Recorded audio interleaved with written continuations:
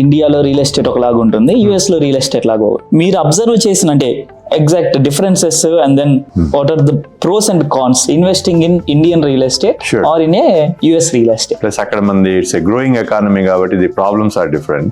ఇక్కడ మనకి already well matured economy కాబట్టి ఇక్కడ ఉండే ఆపర్చునిటీస్, ఇక్కడ ఉండే risks and rewards different. So coming back to the real estate, this is ఇక్కడ real estate rules, laws, regulations and everything is almost 100-150 years old. They have been doing it every year. So మనకి ఇండియాలో తెలిసిందే, మనం అక్కడ ఉంటాము, ఇంకా systems అవి అంత మెచ్యూర్డ్ కాదు కాబట్టి అక్కడ మీరు ల్యాండ్ కొన్నా ఇంకోటి చేసిన టయానికి ఒక్కోసారి you don't execute timely, builder గానీ. అదేవిధంగా ల్యాండ్ కూడా it comes with a risk and reward. Some times it may go double, triple.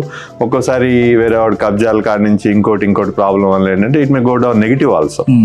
So అది అక్కడికి ఇక్కడికి ఉన్నటువంటి ఎస్టాబ్లిష్డ్ ప్రాసెసెస్ కి, నాన్ ఎస్టాబ్లిష్డ్ ప్రాసెసెస్ కి, so there is a difference.